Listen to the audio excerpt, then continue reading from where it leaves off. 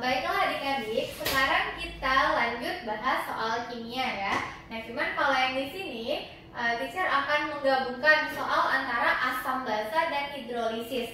Jadi nanti kita bedakan yang mana dia termasuk asam basa dan yang mana yang termasuk yang hidrolisis. Nah, coba kita baca soal nomor yang 1. Jadi katanya jika diketahui Kb NH3. Nah, kalau dia diketahui Kb NH3, maka NH3 itu adalah basa lemah. Maka pH larutan NH4,2SO4. Nah, NH4,2SO4 itu kan adalah amonium sulfat ya. Jadi ini udah gabungan antara asam dan basa. Maka ini adalah garam. Karena yang ditanya adalah pH larutan garam, berarti soal nomor 1 kita itu mengenai hidrolisis garam. Jadi yang pertama kali kita ionisasikan garamnya dulu. NH4 2 kali SO4. Nah, dia terionisasi menjadi apa?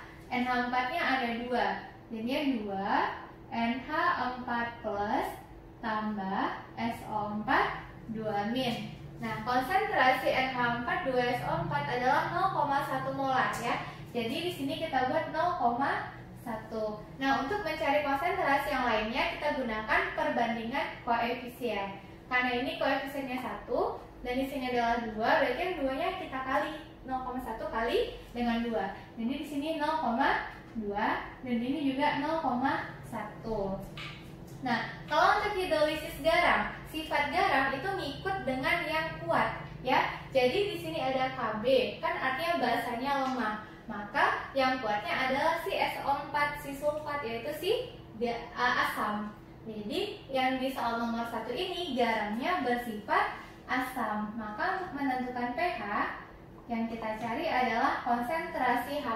Nah, apa rumusnya? Nanti akar Kw per Kb. Nah, karena yang lemahnya adalah basa, berarti kita ambil yang ion positif kali dengan konsentrasi B+. Nah, maksudnya di sini adalah konsentrasi ion basa yang positif ya, atau ion positif yang di dalam garam. Nah, kita masukkan angkanya.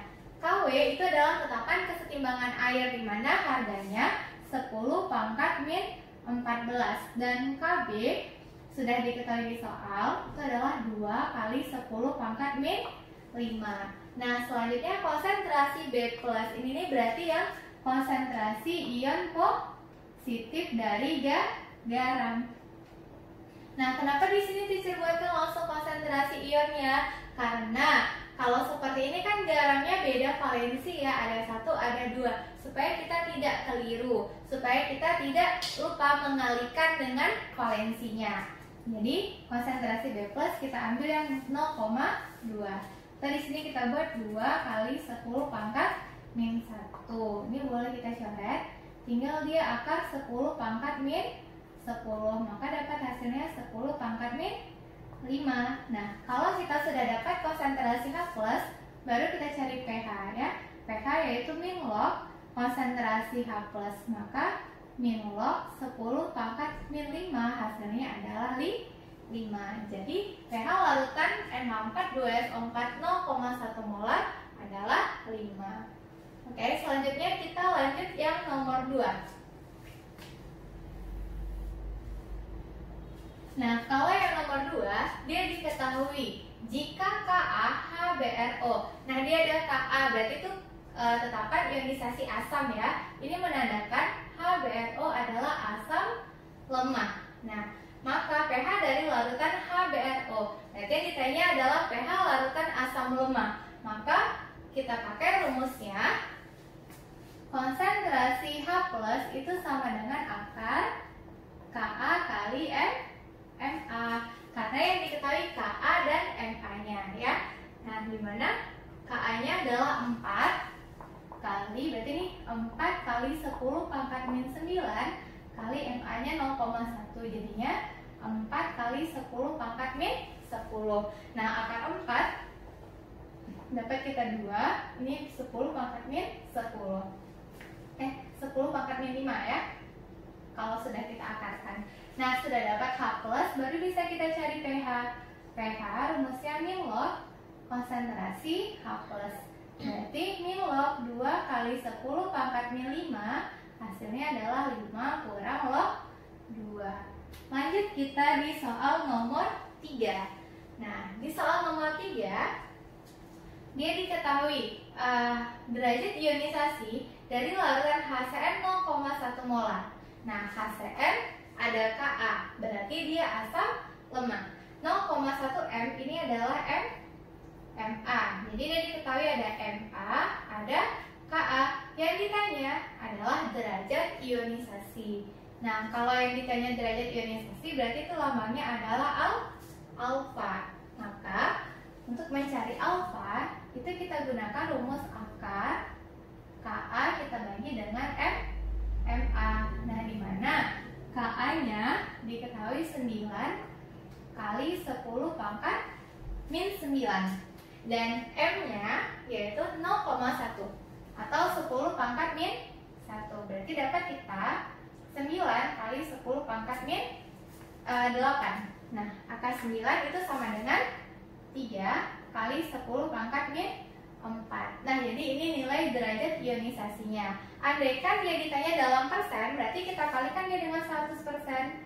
Alfa sama dengan 3 kali 10 pangkat min 4 kali 100%. Itu sama dengan 3 kali 10 pangkat min 2% atau sama juga dengan 0,03%. Lanjut kita bahas yang soal nomor 4.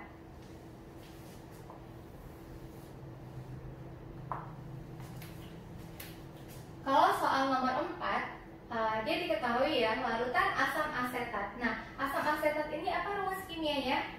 Asam asetat itu rumus kimianya adalah CH3COOH ya. Ka-nya 2 kali 10 pangkat min 5 akan mempunyai pH yang sama. Nah, kita garis bawahi dulu pH yang sama dengan larutan asam sulfat.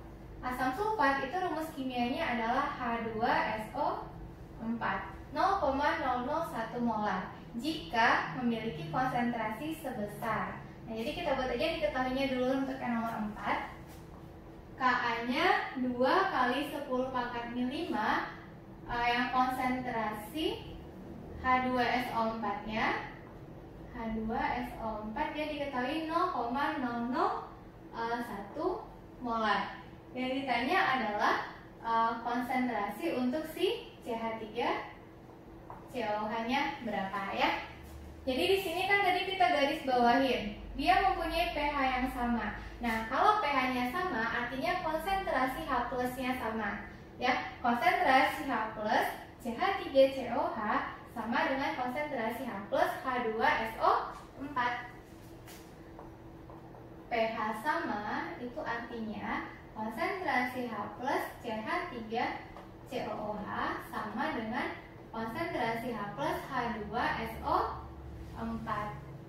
Nah, karena H2SO4 sudah diketahui konsentrasinya, bisa kita cari konsentrasi H+-nya ya, karena dia kan asam kuat. Jadi konsentrasi H+ untuk H2SO4 kita pakai rumus A kali Ma. Nah, A di sini adalah valensi asam atau berapa buah jumlah H-nya. Di sini H-nya ada 2. Jadi kita kalikan dia dengan 2. Baru M-nya ini jadinya 10 pangkat min 3. Maka dapat 2 kali 10 pangkat min 3. Nah, artinya konsentrasi H+ untuk CH3COOH juga 2 kali 10 pangkat min 3. Karena CH3COOH-nya diketahui Ka, berarti dia kan asam lemah. Kita gunakan rumusnya kayak yang nomor 2 ini tadi. Konsentrasi H+ sama dengan akar Ka kita kali dengan Ma. Nah, H+-nya 2 kali 10 pangkat min 3 sama dengan Ka-nya 2 kali 10 pangkat min 5 kita kalikan dengan Ma yang mau kita cari ya. Nah, supaya hilang akar kita apakan? Berarti kita kuadratkan ya di sisi kiri dan sisi kanannya. Ini kita kuadrat, ini juga kuadratkan. Ini 2 pangkat 2 4 kali 10 pangkat min 6 sama dengan, ini jadi hilang akarnya ya, 2 kali 10 pangkat min 5 kali dengan Ma. maka dapat MA 4 kali 10 pangkat min 6 per 2 kali 10 pangkat min 5. Hasilnya adalah 2 kali 10 pangkat min 1 atau sama dengan 0,2 molar. Kita lanjutkan di soal yang nomor 5 ya. Di sini kan hitunglah pH campuran berikut. Yang A 100 ml HCl 0,1 molar ditambah dengan 50 ml NH3 0,1 molar. Nah, kalau yang B 100 ml CH3COH 0,2 molar tambah dengan 100 ml NaOH 0,2 molar. Nah, jadi ini kan soalnya teacher gabung ya antara hidrolisis atau asam basa. Nah, bagaimana cara kita membedakannya? Karena dia sama-sama masih diketahui ada asam dan basa, maka kalau pH campuran asam dan basa itu harus kita reaksikan ya terlebih dahulu. Harus kita MBS-kan ya, atau kita buat mula-mula bereaksi sisanya. Nah, jadi kita coba jawab yang A dulu. Nanti setelah hasil MBS baru kita bisa tahu rumus yang mana kita gunakan. Nah, yang A, dia diketahui HCl sebanyak 100 ml dan konsentrasinya 0,1 molar. Langsung saja kita cari molnya, yaitu molaritas kali dengan volum 0,1 kali 100 hasilnya adalah 10 milimol ya. Selanjutnya yang NH3, nah dia diketahui adalah 50 ml dan 0,1 molar, maka dapat kita molnya, molar kali volume yaitu 0,1 kali 50, dapat dia 5 milimol. Nah, karena ini asam kuat, ini basa lemah, jadi asam dan basa harus kita reaksikan. Maka reaksinya NH3 tambah HCl itu dia menjadi, nanti ini kan jadi garam amonium ya, jadi nanti itu amonium klorida yaitu NH4Cl. Nah, kita buat mula-mula bereaksi sisa. Mula-mula NH3 diketahui molnya sebanyak 5 milimol dan HCl diketahui molnya sebanyak 10 milimol dan NH4Cl-nya belum ada. Nah, untuk mengetahui siapa yang habis atau berapa yang bereaksi, tentu kita harus cari tahu dulu berapa reaksi pembatasnya. Nah, ingat kan gimana caranya? Kita bagi mol mula-mula dengan koefisiennya. Jadi mol mula-mula NH3 kan 5, bagi koefisiennya 1, dapat sini 5. Selanjutnya HCl kan 10, bagi dia dengan 1, dapat dia 10. Nah, untuk bereaksi kita ambil reaksi pembatas, yaitu hasil bagi yang terkecil. Ternyata kecil sih NH3, maka ini reaksi pembatas kita. Nah, kalau kita sudah dapat reaksi pembatas, selanjutnya reaksi pembatas ini kita kalikan dengan masing-masing koefisien. Itu yang kita letakkan dia di bereaksi. Jadi 5 kali ini 1, maka dia 5, ini juga 5, dan ini juga 5, karena semua koefisiennya adalah 1. Ini habis, ini bersisa dia 5, ini terbentuk 5. Nah, kita lihat di sini ada yang bersisa ya. Ternyata dia yang bersisa adalah asam kuat. Nah, kalau dia yang bersisa yang kuat, itu kita pakai rumus yang asam kuat, basa kuat ya, atau mencari konsentrasi H+ untuk asam kuat. Nah, jadi ini kan masih dalam milimol. Maka kita cari MA-nya dulu. MA rumusnya adalah mol, kita bagi dengan volume total. Maka dapat hasilnya itu dia 5 per volume totalnya adalah 150 ya, 1/30 hasilnya. 1/3 berarti 0,33. Ini dapat dia 0,033, atau boleh kita buat 3,3 kali 10 pangkat min 2. Nah, itu masih MA. Selanjutnya baru kita cari konsentrasi H+. Karena dia asam kuat, maka untuk mencari H+, rumus yang kita gunakan adalah A kali MA. A-nya 1 ya. Jadi kan H+ di HCl ada 1. MA-nya baru yang 3,3 kali 10 pangkat min 2. Dapat kita hasilnya 3,3 kali 10 pangkat min 2. Nah, baru bisa kita cari tahu pH-nya pakai rumus min log konsentrasi H+. min log 3,3 kali 10 pangkat min 2 hasilnya 2 kurang log 3,3. Jadi artinya nomor 5 yang A, walaupun dia pH campuran asam basa dan diketahui asam kuat dan basa lemah, karena bersisa asam kuat kita pakai rumus ya, mencari H+ untuk asam kuat. Lanjut kita bahas yang B lagi. Nah, kalau yang B, dia diketahui CH3COH sama NaOH ya. Kita buat dia dulu satu-satu. CH3COOH dia diketahui 100 mili dan 0,2 molar. Jadi ini molnya sama TM tadi, kita kalikan molar kali volume, berarti 0,2 kali 100 dapat hasilnya 20. Selanjutnya NaOH, kebetulan dia sama, yaitu 100 mili dan juga 0,2 molar, maka dapat kita molnya juga 20. Nah, CH3COH ini kan asam lemah, NaOH adalah basa kuat. Kalau ditanya pH campuran, maka harus kita reaksikan dia terlebih dahulu ya. Ini CH3COOH tambah NaOH menjadi CH3COONa tambah H2O. Nah, ini mula-mula bereaksi sisa. Mula-mula CH3COOH-nya sebanyak 20 milimol dan NaOH-nya juga sebanyak 20 milimol. Ini belum ada ya. Jadi kan karena koefisiennya sama-sama 1 dan molnya juga sama, berarti mereka sama-sama habis. Maka bereaksinya juga sini 20, sini 20. Nah, 20 semuanya. Jadi ini habis.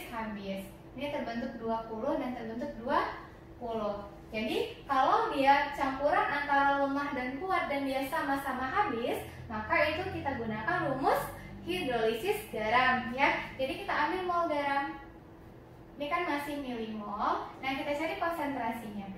Konsentrasi garam yaitu mol kita bagi dengan volume total. Dapat dia 20 bagi dengan volume totalnya itu 200. Ini kalau kita bagi dapat dia 0,1 molar. Selanjutnya, nah kan molaritas garamnya sudah ada, berarti garamnya kita ionisasikan dulu. Nah, kita ionisasikan garamnya. CH3COONa terionisasi menjadi CH3COO- tambah Na+. Konsentrasi CH3COONa kita dapat 0,1. Maka untuk CH3COO- dan Na+-nya sama juga 0,1 ya, karena koefisiennya sama-sama 1. Nah, jadi kan dia asam lemah basa kuat.